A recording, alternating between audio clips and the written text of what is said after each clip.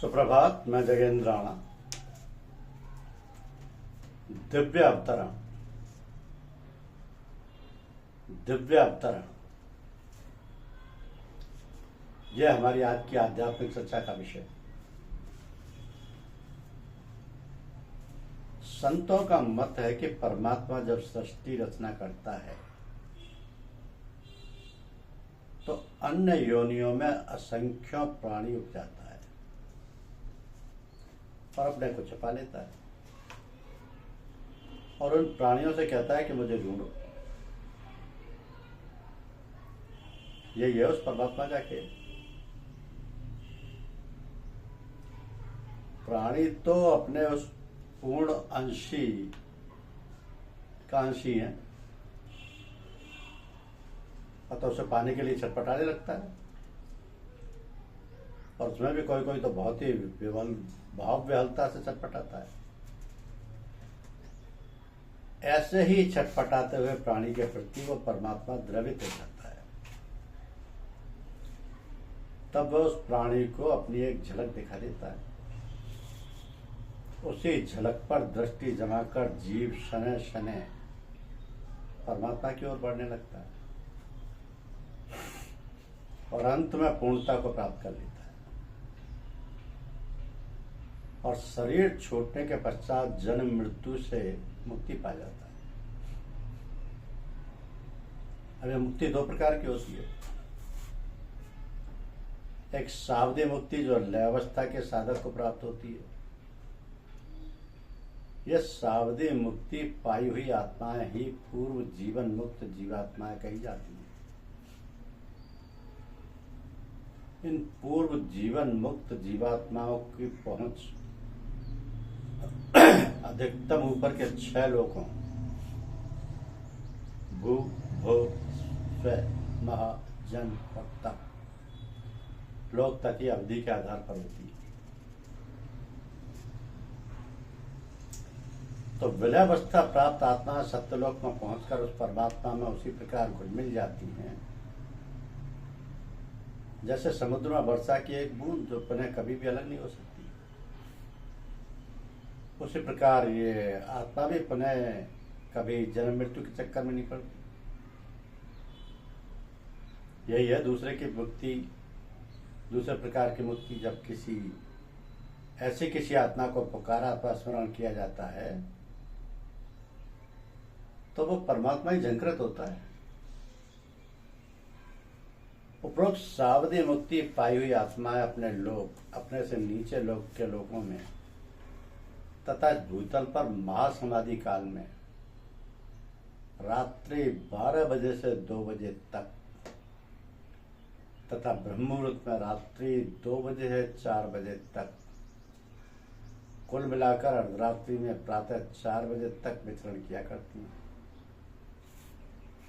इनका उद्देश्य केवल संसार के दुखी जीवों पर अपनी अहेतु की दया कृपा करना होता है तथा जो साधक इस अवधि में भगवत चिंतन करता हुआ किसी मुक्त आत्मा के सामने पड़ जाता है तो उसे भी अपनी दया कृपा से सराबोर कर देती हैं। इसलिए साधकों को इस अवधि में ध्यान मनन चिंतन करने के लिए गुरुजन विशेष रूप से प्रेरित करते रहते हैं, क्योंकि कभी कभी तो किसी साधक को विशेष अनुभूतियां हो जाती हैं। तो ये सावधि मुक्ति पाई हुई समस्त जीवन मुक्त जीवात्माएं भगवान से प्रार्थना किया करती हैं कि मुझे पृथ्वी पर भेजकर वहां के दुखी जीवों के दुख निवारण हेतु अवसर दो और ये अपेक्षा रखती हैं कि यदि मेरे द्वारा कुछ जीवों का कल्याण हो सका तो उसके प्रतिफल में मुझे विलयावस्था प्राप्त हो जाएगी तो मेरा भी कल्याण हो जाएगा। ऐसी ही इन पूर्व जीवन मुक्त जीवात्माओं में से जिस पर उस ब्रह्म की दया कृपा हो जाती है उसे ही किसी विशेष कार्य हेतु विशेष स्थान पर निर्धारित समय के लिए भेज दिया जाता है। तो ये महान आत्माएं 2 रूपों में संसार में आती हैं। एक तो संत पुरुष के रूप में और दूसरी ईश्वर अवतार के रूप में। और चूंकि ये आत्मा उस अखिल ब्रह्म से सीधा संबंध रखते हुए इस भूतल पर अवतरित होती हैं, इसीलिए इनका संबोधन अवतार या भगवान कहकर किया जाता है। ऐसी ही महान आत्माओं में राम, कृष्ण, बुद्ध, महावीर, ईसा, मोहम्मद, शंकराचार्य, स्वामी रामकृष्ण, महाप्रभु चैतन्य, ऋषि दयानंद, स्वामी सद्दानंद, परम पूज्य महात्मा श्री रामचंद्र जी, परम पूज्य बाबू श्याम बिहारी लाल जी आदि हैं। तो जो धराधाम पर आए और अपने अपने निश्चित स्थान में रहकर अपना कार्य पूरा करके अपने धाम वापस चलेगी। हमारे परम आराध्य श्री राणा जी भी पूर्ण जीवन मुक्त महान आत्मा है, जिनकी पहुंच सर्वोपरि एवं सर्वत्र। एक बात और कि ये महापुरुष कभी कभी कार्य अधूरा रहने पर और कभी कभी भक्तों के अनुनय विनय पूर्वक आग्रह करने पर अपनी निर्धारित अवधि के उपरांत भी संसारी जीवों के कल्याण की भावना से इस संसार में रहने के लिए अपनी अवधि बढ़ा लेते हैं। तो हमारे हृदय पूज्यपाद साहब जी भी अपनी अहेतु की दया कृपा से पूर्व प्राप्त शरीर में ही रहकर हम सबको कृत्य कर रहे हैं, जिसके लिए हम सब सदैव उनके चरणों में रहेंगे।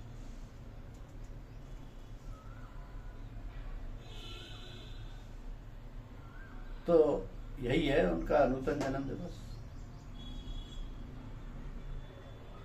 तो ये पर्व उसी उपलक्ष्य में उसी नूतन जन्म दिवस पर मनाया जाता है कि जिस दिन परम पूज्य श्री साहब जी ने अपनी पूर्व निर्धारित अवधि समाप्त करके पुनः अवधि प्राप्त की। इन महान पुरुषों के लिए ऐसा करना कोई आश्चर्य की बात नहीं। इस संदर्भ में एक प्रसंग है कि द्वारकापुरी में रहने वाला एक ब्राह्मण अपनी पुत्री को बुलाकर अपने घर ला रहा था। पुत्री भी पुत्रवती थी। द्वारकापुरी में प्रवेश करते ही ब्राह्मण का वह दौहित्र मर गया। पुत्री विलाप करने लगी। ब्राह्मण भी अत्यंत दुखी हुआ और अधीर होकर अपने घर न जाकर सीधा कृष्ण दरबार में जा पहुंचा कि बच्चे के मृत शरीर को भगवान कृष्ण के सम्मुख रखकर बोला, हे कृष्ण, मुझ नाना के जीते जी मेरा दोहित्र मर जाए ऐसा कोई पाप मैंने नहीं किया। अवश्य ये तुम्हारे किसी कृत्य का परिणाम है, क्योंकि शास्त्रों का प्रमाण है कि जब राजा कोई अनाचार करता है तो प्रजा उसका फल भोगती है। अतः तुम उसे इसी समय जीवन दान दो, अन्यथा मैं भी अभी यहीं आत्महत्या कर लूंगा, तब इसका भी फल तुम्हें भोगना पड़ेगा। भगवान कृष्ण ने ब्राह्मण को शांत होने को कहा और आश्वासन दिया कि अकृत्य कार्य नहीं होगा। तत्पश्चात अपने प्रिय सखा अर्जुन को साथ लिया और सूक्ष्म शरीर से उस बच्चे की जीवात्मा की खोज में निकल पड़े। क्रमशः ब्रह्मा, विष्णु, महेश, धर्मराज, यमराज, स्वर्ग और नरक में जाकर पूछा कि उस ब्राह्मण के दोहित्र की जीवात्मा को आपने अपने यहाँ बुलाया है, परंतु सभी ने नकारात्मक ही उत्तर दिया। तब फिर कारण शरीर से अर्जुन को साथ लेकर ऊपर के लोकों में गए। खोजने से ना मिलने पर बीच में ही अर्जुन से कहा, अर्जुन, अब मैं तुम्हें आगे कारण से भी नहीं ले जा सकता हूं, अतः तुम तब तक कहीं ठहरो जब तक मैं वापस ना आ जाऊं। यहाँ एक बात और स्पष्ट हो जाती है कि पूर्व जीवन मुक्त जीवात्माएं अपने शिष्य को अपने ही लोक तक पहुंचाने में सक्षम होती है कि निज पद दीनहु असुर कहें, दीनवंधु रघुनाथ। तो योगीराज भगवान कृष्ण ने आगे बढ़कर ग्रीश्वर में कहा कि हे अखिल पार ब्रह्म, परमेश्वर, क्या उस बच्चे की जीवात्मा को आपने अपने यहाँ बुलाया है? तब मिला हाँ। कृष्ण मैंने ही उसे बुलाया है, और वह केवल तुम्हें यह बुलाने के लिए, तुम्हें मात्र 100 वर्षों के लिए पृथ्वी पर भेजा गया था। 111 वर्ष हो गए, तुम अभी तक वापस क्यों नहीं आए? कृष्ण क्षमा याचना करते और कहते हैं कि महाराज कुछ कार्य शेष रह गया है, जिसके लिए 1 मास की अवधि और चाहता हूँ, तत्पश्चात आ जाऊंगा। अर्जुन जो वार्तालाप सुन रहे थे घबरा गए। कृष्ण के वापस आने पर अधीरता से पूछा, भगवान क्या आप 1 मास के बाद चले जाएंगे? भगवान कृष्ण ने कहा, अर्जुन अब तो जाना ही है। तब क्या था, 1 मास की अवधि में ही गोपियों का हरण, आतताई यदुवंशियों का सामूहिक संहार हो गया। तो लीलाधारी भगवान कृष्ण पीतांबर ओढ़कर सोने का बहाना करके लेट गए। बहेलिया ने तीर मार दिया और उच्च निद्रा में सो गए। इस प्रकार योगीराज भगवान कृष्ण 100 वर्षों के निर्धारित अवधि के उपरांत भी बहुत दिनों तक इस भूतल पर रहकर लीला करते रहे। तो परम पूज्य श्री साहब जी भी महायोगेश्वर भगवान कृष्ण जैसी ही महान आध्यात्मिक विभूति हैं, जो हम सब पर अपनी अहेतु की दया कृपा की वर्षा कर रहे हैं। हम सबको चाहिए कि अहरनिश तन मन से जुटकर जितना हो सके लाभ उठाएं। सत्संग शब्द उच्चारण करने में 2 शब्द सत और संग उच्चारित होते हैं, और अर्थ होता है सत का संग। तो दोनों शब्दों के बीच में का शब्द का लुप्त होना तत्पुरुष समाप्त का बोध कराता है। यह शत शब्द का अर्थ है निचोड़। किसी जड़ी बूटी का जब घोट पीस कर निचोड़ते हैं तो उसमें जो रस निकलता है उसे सत कहते हैं। कुछ चीज़ों को बार बार पका कर बार बार साफ करने से सत निकल आता है। जैसे लवणयुक्त मिट्टी से शोरा, नींबू के रस से टाटरी तथा सत अजवाइन आदि, इन सबको भी सत कहते हैं। परंतु आध्यात्मिक भाषा में सत उसे ही कहते हैं जो समग्र सृष्टि के घुटने पिसने महाप्रलय के बाद भी शून्य में शब्दाकार सत रूप में विद्यमान रहता है, और जो पुनः पुनः सृष्टि का सृजन एवं संहार करने के लिए सक्षम है। उसी सत को सर्वज्ञ, सर्वव्यापक, सर्वशक्तिमान, नित्य निराकार, निर्विकार, आद्यंत रहित सत्य, चित्त, आनंद और परमेश्वर कहा जाता है। तो जिसके लिए गीता में भगवान कृष्ण के कथन को श्री दीनानाथ भार्गव दिनेश दहलवी पद्यानुवाद करते हुए लिखते हैं कि सद साधु भावों के लिए सत का सदुपयोग है। हे पार्थ, उत्तम कर्म में सत शब्द का उपयोग है। सत ही कहानी दान, तप में, यज्ञ में दृढ़ता संग। कहते उन्हें सत ही सदा, उनके लिए जो कर्म जो है असत रहता नहीं। सत का न किंतु अभाव है, लखे अंत इनका ज्ञानियों ने यूं किया ठहराव। तो सत ऐसे ये परमात्मा का नाम सत्य भाव में और श्रेष्ठ भाव में प्रयोग किया जाता है। तथा हे पार्थ, उत्तम कर्म में भी सत प्रयोग किया जाता है, तथा यज्ञ, तप और दान में जो स्थिति है वो भी सत्य है ऐसे ही कही जाती है, और उस परमात्मा का अर्थ किया हुआ कर्म निश्चयपूर्वक सत्य है ऐसे कहा जाता है। हे अर्जुन, असत वस्तु का तो अस्तित्व नहीं और सत का प्रभाव नहीं, अभाव नहीं, सत का अभाव नहीं है। इस प्रकार दोनों का ही तत्वज्ञानी पुरुषों द्वारा देखा गया है। तो ऐसा सत्संग संत जनों द्वारा 2 प्रकार से संभव होता है। एक तो वे त्यागमूर्ति संत जो अपनी दिव्य वाणी के द्वारा शिष्य के हृदय में उस सत्य को चित्रण करके जीव को सत्य से जोड़ देते हैं। ऐसा ही सत्संग हिमालय की नीलगिरी चोटी पर काकभूषण जी कराते हैं। कुरुक्षेत्र में भगवान श्री कृष्ण के द्वारा अपने प्रिय सखा अर्जुन को कराया जाता है।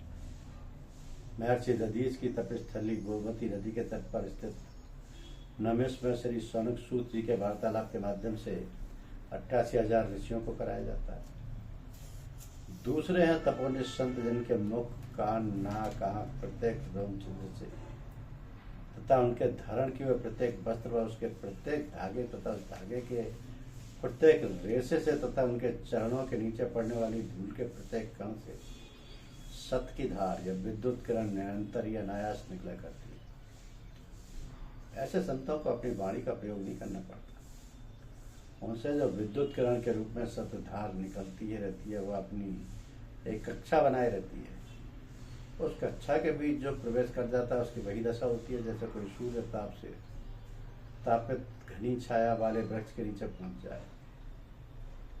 उस महापुरुष के दर्शन मात्र से मन स्थिति बदल जाती है। महर्षि वाल्मीकि जी कहते हैं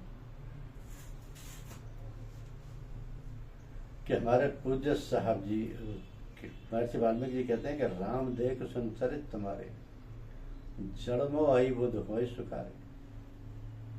हमारे पूज्य साहब जी के आसपास भी निरंतर ऐसी ही सत्संग गंगा बहा करती है, जिसमें स्नान करने के लिए जिज्ञासुओं की सदैव भीड़ लगी रहती है। ऐसे सत्संग के लिए मनुष्य की क्या करना, भगवान शंकर भी इच्छुक रहते हैं। एक बार त्रेता युग माही शंभु गए कुंभद्र सिपाही, एक बार त्रेता युग माही शंभु गए कुंभद्र सिपाही, लक्ष्य था केवल सत्संग। तो आज हम सबको सौभाग्य प्राप्त है कि परम पूज्य श्री साहब जी हम सबके बीच विद्वान हैं और अपनी दया कृपा से हम सबको इस सत्संग गंगा में स्नान करा रहे हैं। इसके लिए हम सब ईश्वर को धन्यवाद दें और पूज्य पाद श्री साहब जी के दीर्घायु को के लिए प्रार्थना करें सदैव, क्योंकि साहब जी दिव्य अवतरण है। धन्यवाद।